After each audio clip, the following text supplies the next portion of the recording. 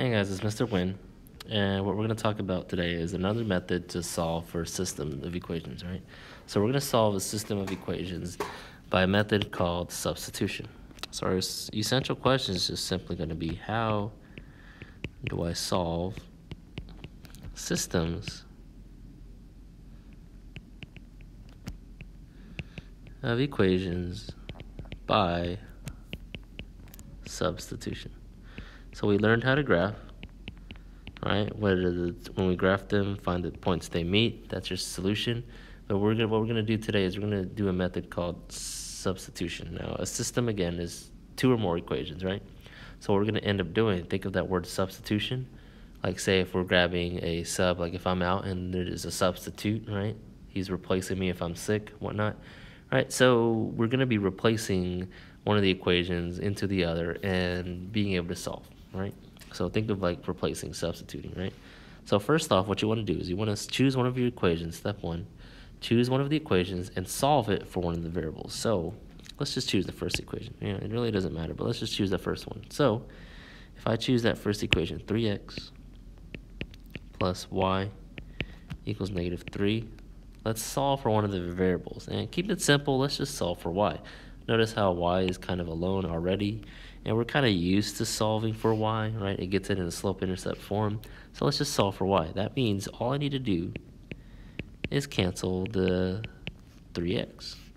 Now, if you notice, right, if I cancel this, that crosses out, and then y equals, well, -3 minus 3, one has an x, one doesn't. We can't really subtract those. So just rewrite the equation as separate, entities. Take -3x, put it first. Take -3, put it there. All in one line. There's an equation, right? Okay. And what you'll notice is now we have y equals, but y equals an expression, right? It won't be a number, right? It'll be y equals an expression. So anytime you see y, you can actually plug in -3x minus 3. That's what we're going to do in step 2, okay? So we're actually taking that expression, -3x minus 3, we're going to change it for y in the second equation. So if I take the second equation, right, the one I underlined in green, -2x, and instead of y, I'm going to write that expression here, -3x minus 3, all right? Substitution, we just replace y with an expression. Should be equal to 7, all right? So we're taking that first expression we just solved for, and we're going to substitute it into the second equation. So get rid of parentheses first. Well, this is just plus 1, right? So we're multiplying by 1. That basically makes everything stays the same, right? 1 times -3 stays -3. 1 times -3 stays -3. All right? And then from here, we can combine like terms. So notice you have two x's, right? You have the numbers, but they're on different sides. So that's fine. We'll just combine the x's. So -2 minus 3, put them together, and that's -5x. All right. And then it says to solve for one of the variables. Well, there only is one variable, so let's just solve for x. That means I got to cancel this 3, this -3, by adding 3 to both sides. And then we'll cancel the -5 afterwards. So canceling that -3, that gives me 7 plus 3. That's just a number. We can add that. It's just set 10. -5x equals 10. And then to solve for x, I got to cancel the -5. So the very last step, cancel -5 by dividing, right? They're right next to each other. They're married. You got to divorce them, divide them, right?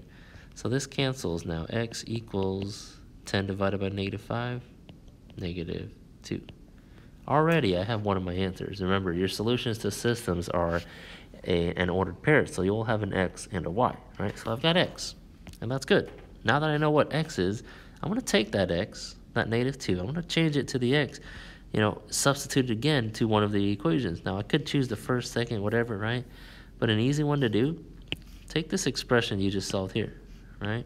So I'm going to take that, y equals -3x minus 3. And the reason I'm choosing that is I'm trying to find out what y is, right? If I know what x is and I want to know what y is, right? That already says y equals. So easiest thing to do is just plug it into the one that says what y is going to be. And what it says that y is going to be -3 times x, which we just solved, -2 minus 3. So again, we substituted once, and we're substituting again to another x, right? Anytime you really plug a number and evaluate, that really is substituting. We're replacing, right? Which just gives us something easy to solve. Y equals -3 times -2, negative times a negative, makes it a positive. So -3 times 2, 3 times 2 is 6. It'll be positive 6, minus 3, 6 minus 3, positive 3. Now I know what x is, now I will know what y is. That's my ordered pairs. Those are my solutions. All right? What if I give you a situation where we have to write the equations? So let's say Mr. Wynn, right, let's say I want to buy bags of chips, and every time you buy a bag of chips, it's got to be x, and cookies, y, as a snack. On the first day, so there's probably going to be multiple days because, you know, it's a system. There's 2 equations, right? On the first day, Mr. Wynn bought 4 bags of chips. Chips is x. So that means the first equation, I'm going to write 4x, and then it says, and what else did I buy?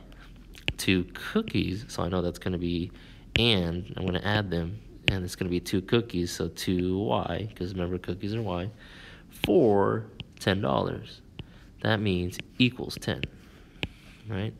So 4 bags of chips, 4x, plus 2 cookies, 2y, equals $10, for $10. On the second day, our second equation, Mr. Wynn bought 2 bags of chips, so we know that's going to be 2x, and, right, so I'm going to add them, right?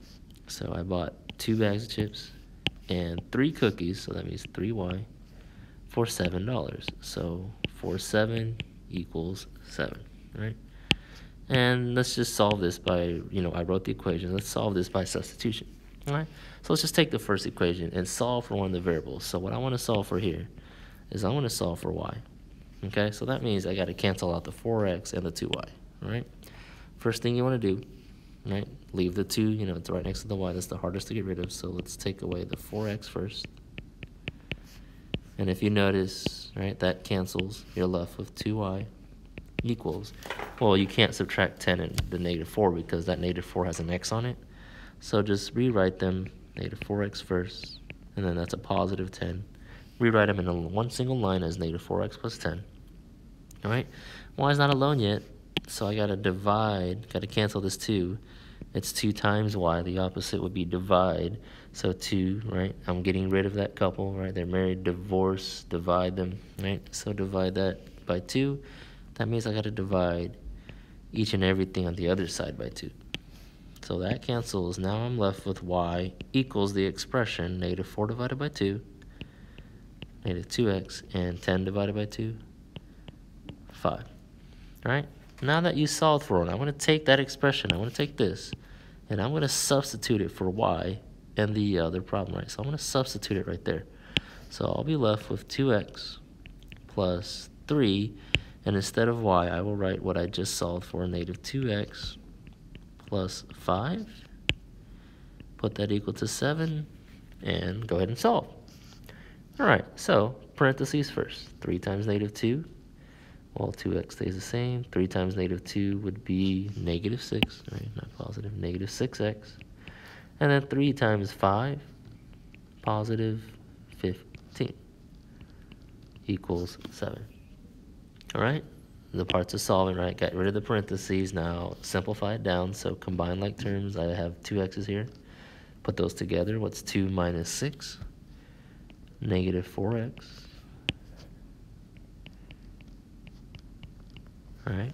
Now solve for the variable. So I'm going to solve for x here. That means I need to get rid of the -4 and the 15. The 15, that plus 15, that extra stuff is always first. So cancel that by doing the opposite, subtracting 15 on both sides. That cancels. I'm left with -4x equals 7 minus 15, -8.